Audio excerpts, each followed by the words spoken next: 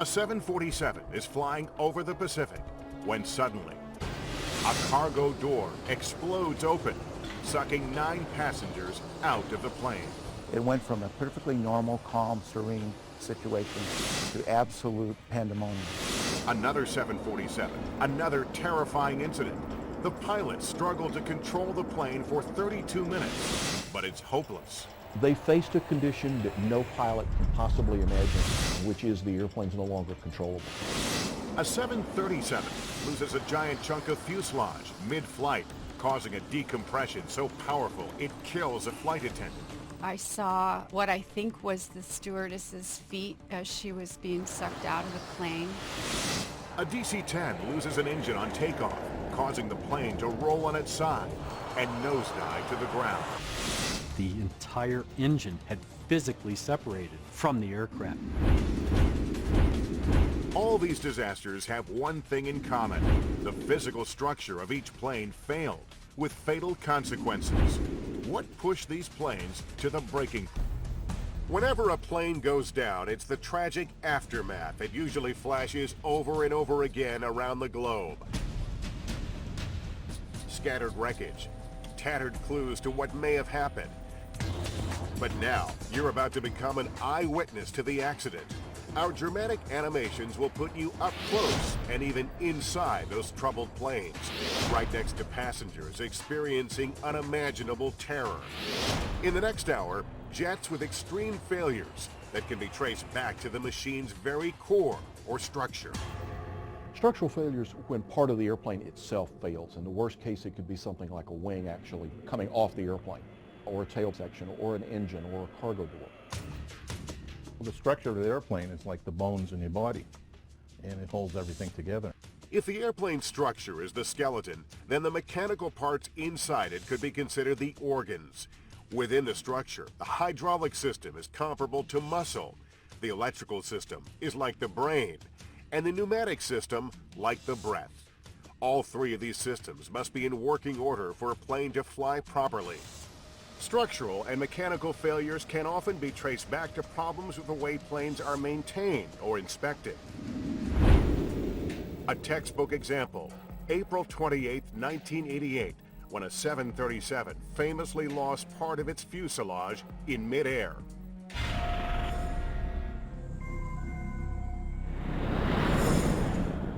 1:30 p.m., Aloha Airlines Flight 243 takes off on its 9th inter-island hop of the day. The flight from Hilo to Honolulu should last just 35 minutes. But this 19-year-old Boeing 737 has a major problem. Growing cracks in its skin that are visible, yet they've gone undetected. Patricia Aubrey is sitting in row 17. We took off. Everything was normal. I always read a book when I'm flying. To fully understand what's about to happen to Aloha Flight 243, it's critical to know what an airplane goes through every time it flies. Think of the plane's fuselage as a balloon. Every time it goes up, the outside of the plane or the skin expands. That's from the cabin being pressurized so people can breathe at high altitudes where the air is thin. Then, when the plane comes down, the skin contracts. Every takeoff and landing, no matter how long or short the trip, is considered one cycle, and each cycle puts stress on an airplane, potentially causing microscopic cracks. So you have this constant pressure cycle where it expands, contracts, expands, and contracts. Over a period of time, the metal will eventually start to fatigue because of all of this expansion and contraction, just like a balloon. As the 737 climbs through 24,000 feet, the cabin pressurizes and the skin of the plane expands, just as it's supposed to.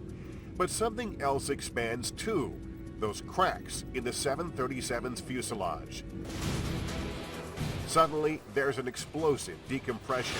Its force is so powerful, a flight attendant is sucked out of the plane. I saw what I think was the stewardess's feet as she was being sucked out of the plane. Magazines, briefcases, shoes, you name it, anything that wasn't tied down was going out that hole.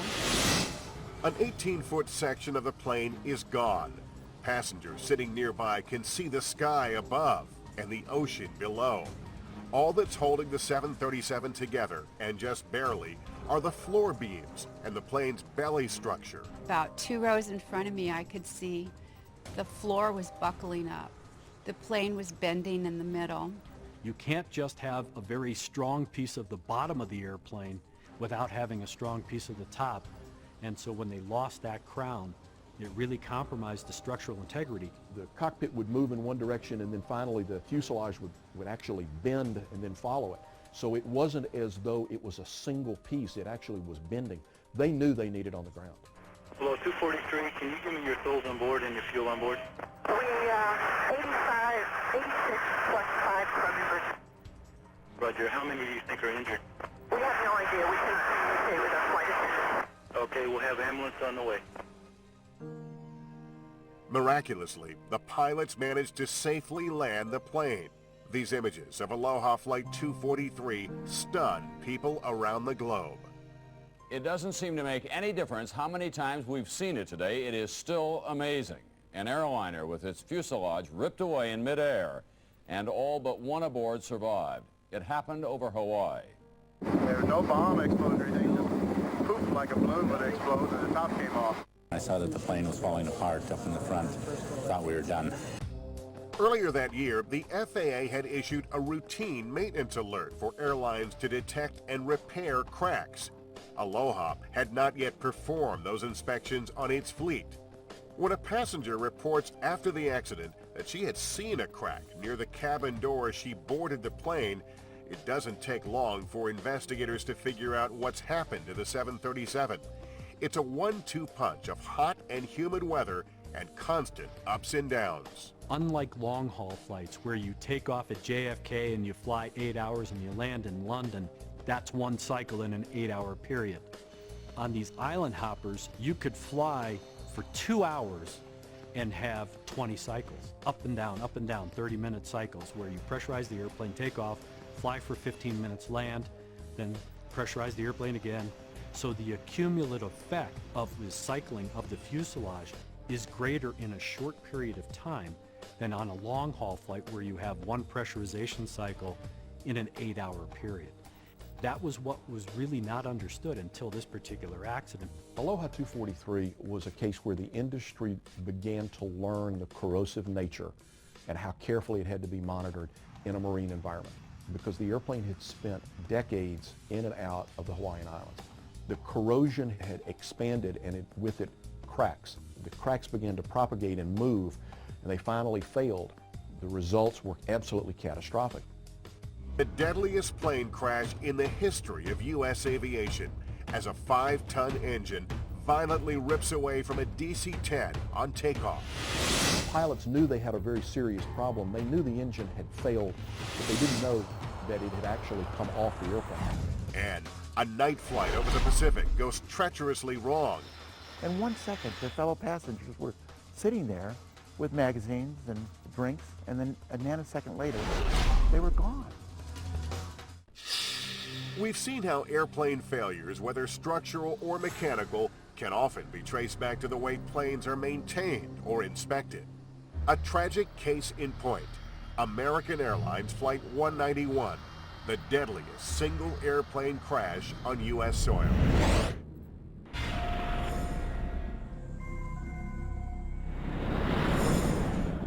May 25th, 1979, the Friday of Memorial Day weekend.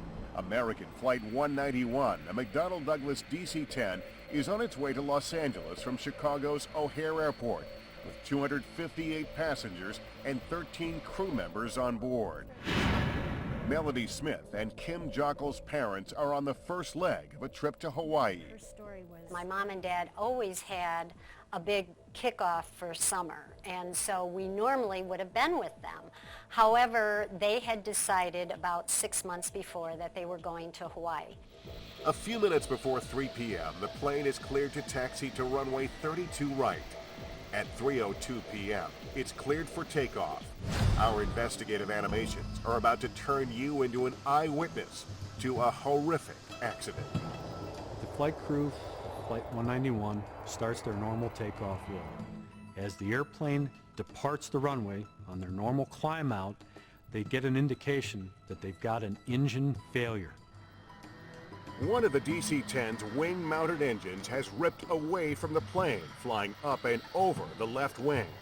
Gone with it are hydraulics and pneumatics, systems critical to controlling the airplane. The pilots knew they had a very serious problem. They knew the engine had failed, but they didn't know that it had actually come off the airplane. There's no indication for that. Look at this, look at this.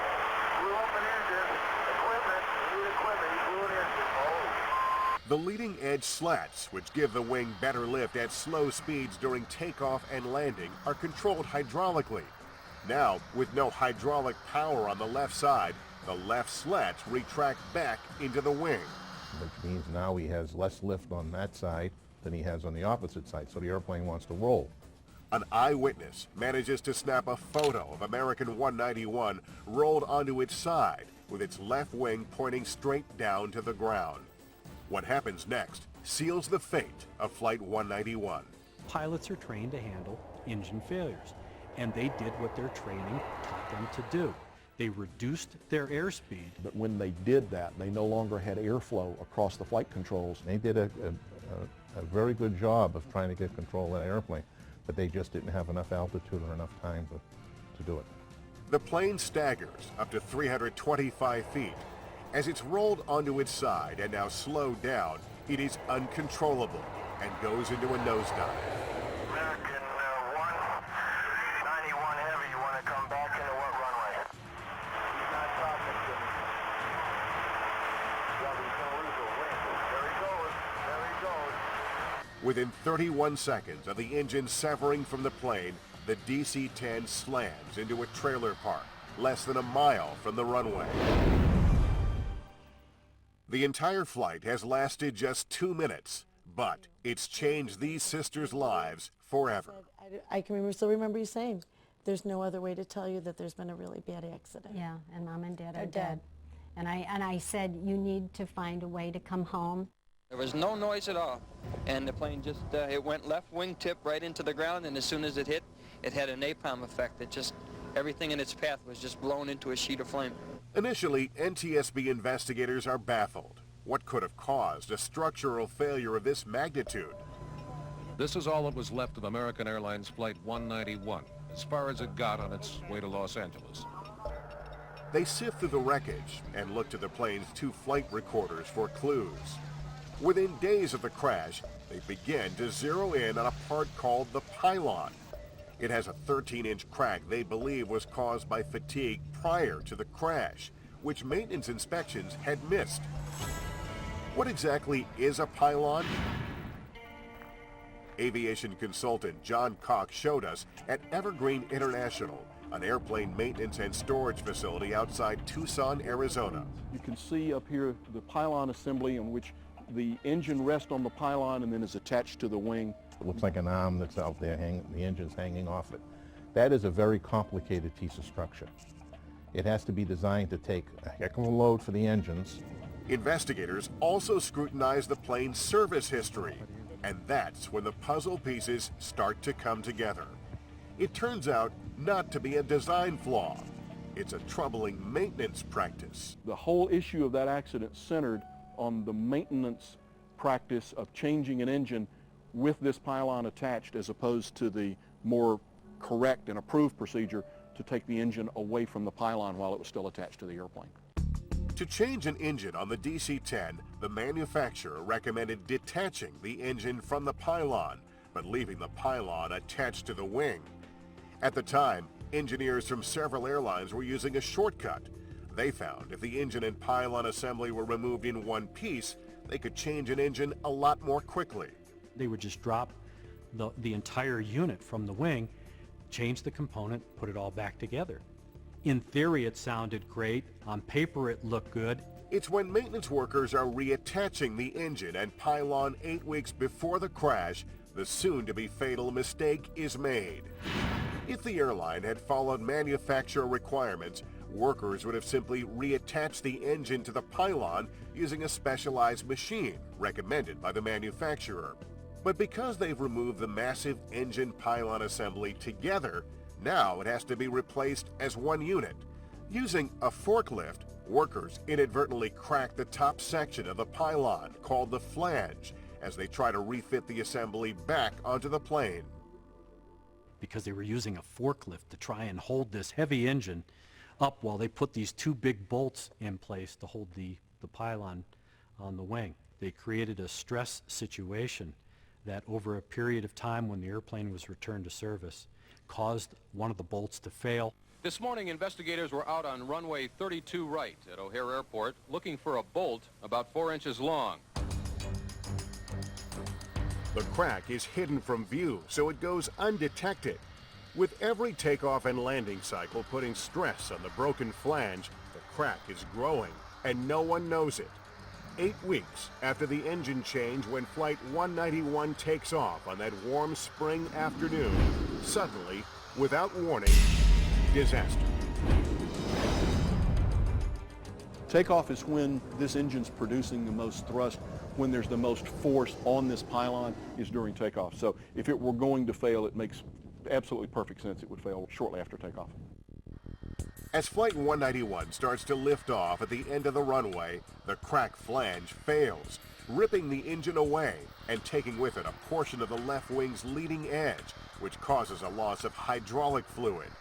As a result, the left wing slats retract, the left wing loses lift, and the rest, sadly, is history. When our parents died, initially we would have all of their friends, a lot of friends saying, well, isn't this wonderful? They went together and they were so young and they loved one another and whatever. And I can remember at the time I had to kind of choke back saying, no, I don't think this is wonderful. 7 months after the accident, the NTSB issues several critical and immediate recommendations for airlines. Among them, airlines must discontinue the unapproved maintenance practice and inspect pylon attach points on all DC-10s by approved inspection methods.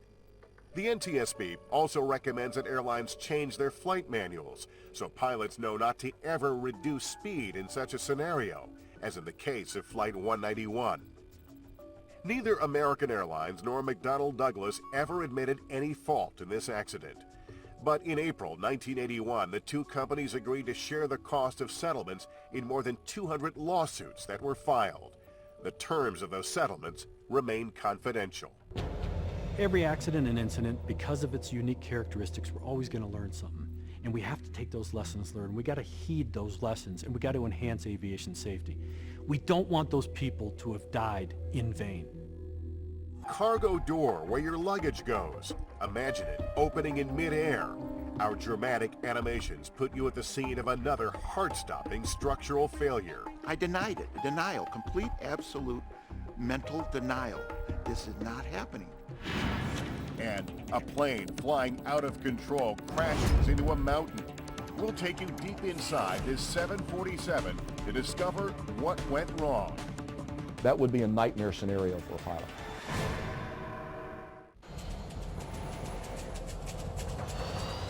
Flying requires trust that all the people involved, ground crews, mechanics, pilots, are doing what they're supposed to do. And that the airplane itself will function normally. But for the passengers of this unlucky flight, that trust is about to be shaken when a cargo door explodes open in midair.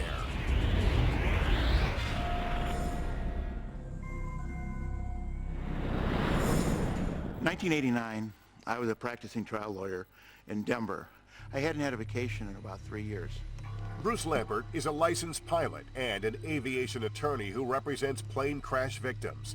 He never imagined he'd end up experiencing and surviving a deadly incident in the sky. I had just completed working extensively on Northwest 255, a crash in Detroit, Michigan.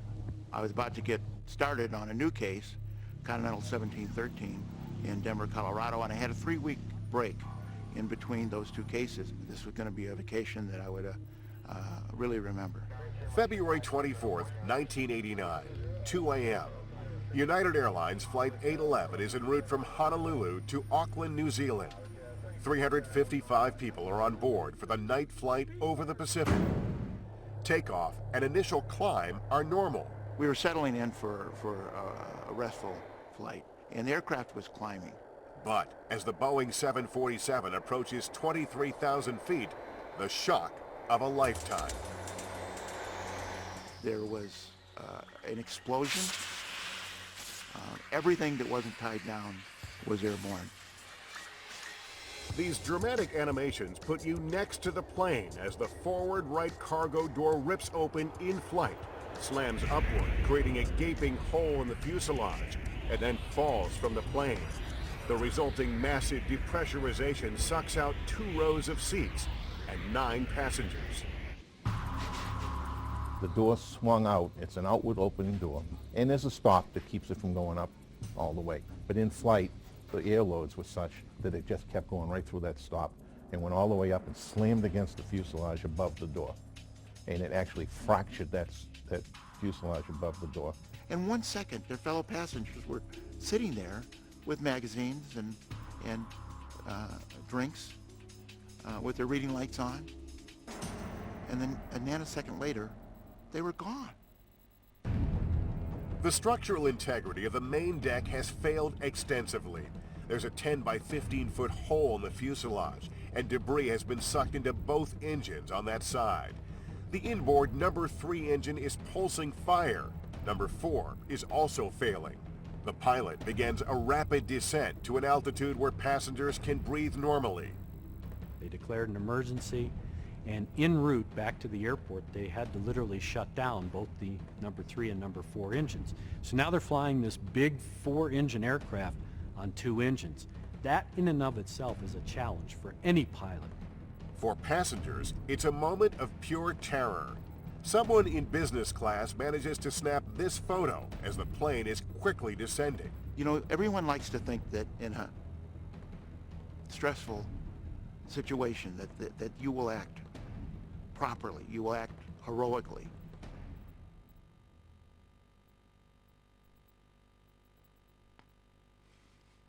That you will do the right thing. But when you can do nothing, there's no place to go, there's no place to run. You can't scream because no one can hear you. So what do? You sit there with your hands folded in your lap and you look at the people around you, and there is very little comfort from watching others who are experiencing the same threat that you are. Then, out of nowhere, there's a sudden glimmer of hope. I remember seeing a number of the passengers on the right side pointing to the windows. And if you looked out the window, you could see there were lights. There were the lights of Honolulu. There were lights of Hawaii. And we could see land. After 20 nerve-wracking minutes, United Flight 811 touches down in Honolulu. A cheer, like a roller coaster ride, and hands were thrown up above their heads as everybody exclaimed their joy that the airplane had touched down. This photograph was taken during the evacuation. 346 surviving passengers and crew get off the plane within 1 minute. And people say, how in the world could everybody get off that quick? And I tell them we had a very highly motivated group of people. A grinding noise woke me up. There was a bang and a flash. I looked up. The whole right-hand side of the business compartment had gone. The sound of the explosion, the feeling of the explosion, and the violence of the explosion is awesome. And I hope none of you have to go through it. It's a tragedy for the families of the 9 passengers who don't survive, and a trauma for the rest. But at least it's over. But for investigators, the story is just beginning. They see that the cargo door is missing. What they don't know is why did it open in flight? Piece of evidence, but how will investigators find it in the middle of the Pacific Ocean? Where was it? It doesn't have a beacon, it doesn't have a transponder. And more deadly crashes. Our animations put you front and center. The airplane became less and less controllable to the point that it was no longer controllable at all. When any structural element of an airplane fails, the result can be fatal. A 747 has a cargo door blown out in mid-flight. The decompression is so powerful, it sucks 2 rows of seats and 9 passengers out of the plane in a split second. Okay, this is taken from row 17, aisle C. This video, shot by attorney Bruce Lampert 2 weeks after the fatal accident, documents the aftermath of United Airlines Flight 811. Investigators immediately know the problem centers on the cargo door. They can tell from the gaping hole where it used to be. The key question, why did it explode open, plummeting to the Pacific Ocean below? But the key piece investigators would like to examine, the cargo door itself, is lost at sea. With no hard evidence, the NTSB issues a report 14 months after the accident. Based on previous problems with other 747 cargo doors, the report mentions a possible electrical malfunction in the cargo door locking mechanisms. Wreckage is falling out of the ceiling. But aviation insiders recall most of the blame falling on the Honolulu Airport ground crew. It's one of the most interesting stories in aviation accident investigation because initially it was thought that the people closing the door had not done it properly and that the door had not been sealed and latched properly. A number of employees that worked for the airline had come forward after the probable cause saying, of all the individuals that work in Honolulu, this person would be the least likely to not close the door properly. He was known for being very meticulous. But absent any physical evidence to the contrary, the NTSB is bound by facts, and the best estimate of the facts at that time said that he didn't close the door properly. Is it human error, or is there another explanation? It wasn't until a year and a half later when the Navy went down and actually found the cargo door, the 2 pieces of the cargo door, brought them back up, and they were examined, that the real cause or the true cause of the event was identified. To follow the cargo door failure on United Flight 811, it's important to understand the 2-step locking system that secures 747 cargo doors. First, a series of C-shaped latches electronically rotates around pins in the bottom of the door frame. Then, for further reinforcement, a handle moves L-shaped arms called locking sectors up against the C-latches to keep them in place. In addition, there are pins up and down both sides of the door. Normally, all of this holds the door shut, but in the case of United Flight 811, something goes horribly wrong. A forensic analysis of the door indicated that there was actually a short circuit. It's an electrical problem that had caused unexpectedly a command to unlock the door to actually come open, so that it was a design issue. Finding that cargo door obviously was critical to answering this question. It was so critical that the National Transportation Safety Board actually reissued the report with a different and more up-to-date cause, as well as causing all 747s to be redesigned to prevent this kind of failure from occurring again. So it was a case where the industry learned a very valuable lesson. The final cause, according to the NTSB, faulty wiring that allowed the properly closed door to unlatch sometime between the closing of the door and takeoff. In other words, it happened on the ground, but the ground crew didn't do it.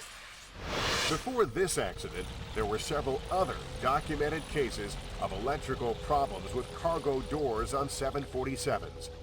In fact, Boeing had alerted airlines to the problem, and the FAA had given airlines nearly 2 years to perform the $2,000 per door upgrade at the airline's expense. When United 811 took off on February 24, 1989, the deadline was a year away, and the problem was scheduled to be corrected by United 2 months after the accident. To this day, that angers passenger Dick Gutschall, seat 7C. There was a warning out by the FAA that that door had a problem. United chose not to correct it. That's the only thing that really bothered me, because I still fly United, I still like them. But they made a mistake there. They did not fix the problem when they could have fixed it. Aviation attorney Bruce Lampert ended up representing about 40 of his fellow passengers in lawsuits against United. Without admitting any wrongdoing, the airline did settle lawsuits for millions of dollars. As I told the lawyers for United, I would much prefer getting on an airplane where nothing happens and have no cases than to be on an airplane that blows up at 23,000 feet and represent my fellow passengers. I'll make a deal with any airline I fly on. You get me there safely, and I won't represent any passengers. When we come back, a catastrophic case of structural failure. As we've seen, structural failure on airplanes can be caused by inadequate inspections, faulty maintenance practices, or design flaws buried deep within the guts of these giant machines. But the deadliest single plane crash in history, a 747 that crashed into a Japanese mountainside, had another cause entirely.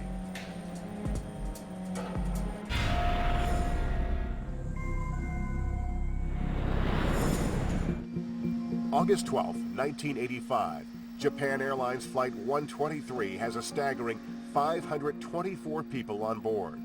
The plane is set to fly from Tokyo to Osaka. This workhorse of a jet makes the one-hour trip several times a day. It's like flying from New York to Boston. Suzanne Bailey's boyfriend, Akihisa Yukawa, is on board. Aki was a banker. He was traveling on business that day. It was a very humid, hot Japanese summer day. From the moment that I opened my eyes that day, and Aki did too, there was a hint of something wrong, which I couldn't explain. Also on board, Takashi Takeda's sister, Sumiko. She did tell me that she's going to Tokyo, but I said to her, it's dangerous to fly. She told me, don't worry, brother, I've already bought a ticket. You're looking at footage of the actual plane involved in this crash, taking off on its final ill-fated flight. 6:12 p.m. Everything seems normal as JAL-123 lifts off and climbs out. But suddenly, 12 minutes into the flight, there's a problem. They were in the middle 20,000 feet, which is where airplanes experience the most pressure on the vessel itself. At that point, they received a door warning that a door was ajar, which turned out not to be the case.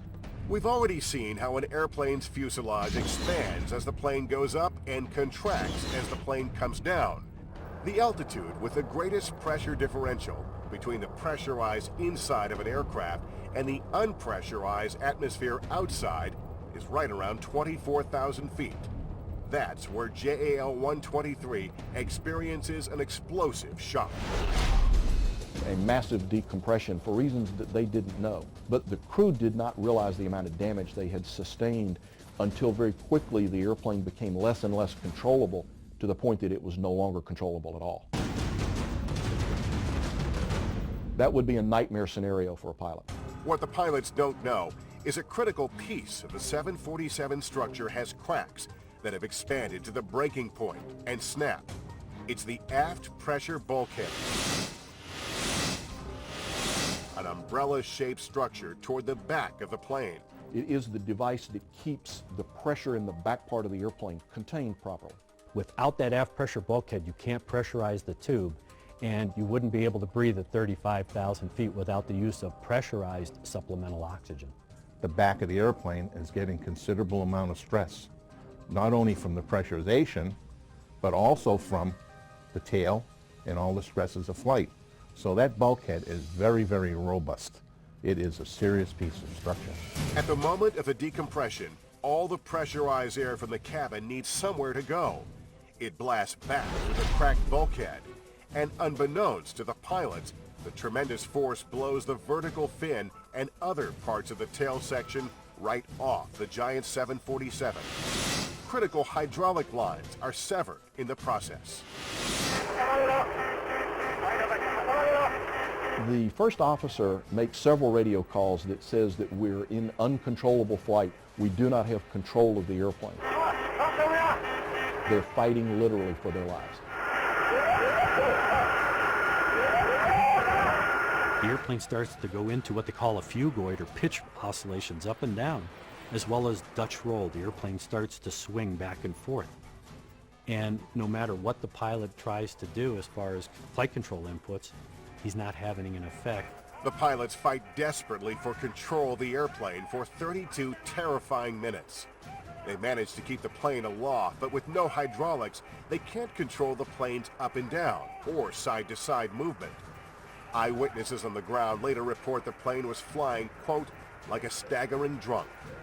As JAL-123 enters a mountainous region northwest of Tokyo, the plane goes into a nosedive, falling 18,000 feet a minute. Just before 7 p.m., JAL Flight 123 drops off the radar screen. It has slammed into a mountain at nearly 400 miles an hour. These are the first daylight pictures from the site of what appears to be the worst single airliner crash ever. The Japan Airlines 747 went down in the mountains outside Tokyo. It is believed that all 524 people on board were killed. Faced the grim task of piecing together the mystery. We had a catastrophic scene. We had millions of airplane parts scattered over a mountainside. But among the wreckage, a miraculous discovery. Japan Airlines Flight 123. It is a tragedy with many clues tonight, but no hard answers yet. It takes rescuers half a day to get to the remote spot where Japan Airlines JAL Flight 123 has slammed into a mountain northwest of Tokyo. When investigators finally reach the crash site, they begin combing the wreckage for clues. Miraculously, they find something they didn't expect. 2 women and 2 young girls have survived. The 4 people that survived the accident were seated in the very aft section of the airplane. So when the airplane struck the ground, the tail section broke from the main section of the fuselage and was thrown well away from the impact point. Takashi Takeda hoped his sister would be among the survivors. Sadly, as he discovered at a makeshift morgue, that was not the case. She only had a scar here, on the chin. There was no damage to the rest of the body. I recognized her right away. Testimony from those who did survive will later prove valuable. But in the meantime, there are countless other clues to pursue. We had millions of airplane parts scattered over a mountainside, but the flight data recorder and the cockpit voice recorder, as well as witness statements, all of these different sources of information help investigators put the puzzle together. Within days, 2 important clues turn up. A photograph taken by an amateur photographer as the plane passed over his village.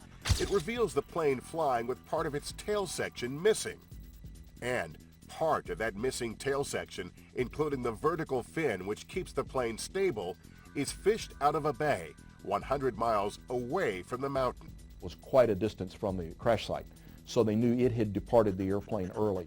So now you begin to ask the question, what could cause a decompression, control problems, and the loss of a vertical fin? Looking at the plane's maintenance history, investigators learned there was previous damage to the aft pressure bulkhead. That's the structure at the back of the cabin that keeps the cabin pressurized. It was cracked 7 years before the crash, when the plane's tail accidentally dragged along the runway in an incident known as a tail strike. The tail strike can occur in one of 2 phases of flight, either on takeoff, where the airplane is on the runway and is beginning its initial climb, or it can occur on landing, where the airplane is in a tail low, nose high attitude. Either way, it's going to create some sort of damage. The repair of the cracked bulkhead is problematic. The structure is so large, more than 15 feet across, the airplane was originally built around it.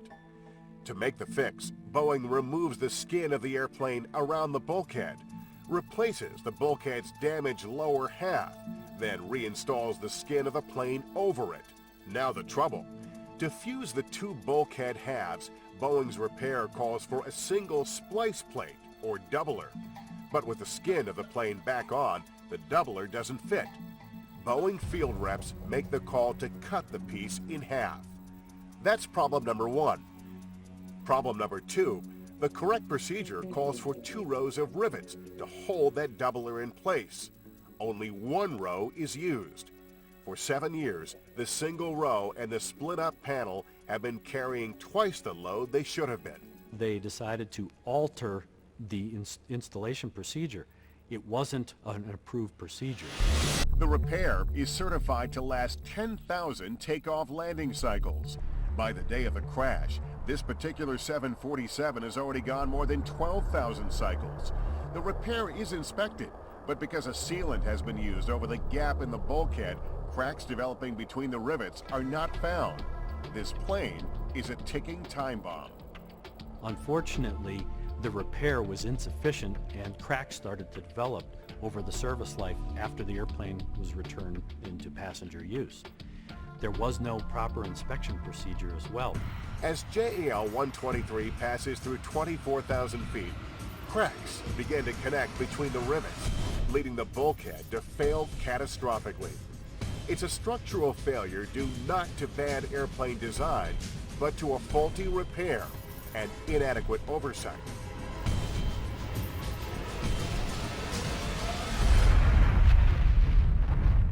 When we look back at structural failures, how common is it that it's repair related or maintenance related? As a maintainer, it pains me to say this, but I think we're finding more and more where it's repair related. There were at least 2 suicides in the wake of this incident. A Japan Airlines employee who was working with victims' families, and an inspection engineer who issued a certificate of airworthiness for the doomed plane after the 1978 tail strike. To this day, JAL-123 remains the deadliest single aircraft accident in the history of aviation. We've seen the disastrous results of airplanes that are not properly repaired, maintained, or inspected. Japan Airlines Flight 123, American Flight 191, Aloha Flight 243. We've also seen what can happen when a plane has a design flaw, as in the case of United Flight 811. But those flights are the exception, not the rule. Every day, 3 million passengers do land safely. I'm asked often what's the most dangerous part about flying, and quite literally it's the drive to the airport. But for those who survived airplane accidents or whose relatives didn't, those kinds of statistics are of little comfort. They've seen and felt the consequences of structural failure firsthand. We have manufacturers that make incredible machines, cars, elevators, airplanes, trains. And when you get on these elevators and these trains and these airplanes, you expect them to work. But once that faith in machines is shaken, you have this cynical thought. You know, the question authority bumper sticker? Well, I suggest one, question technology, and put it on your suitcase.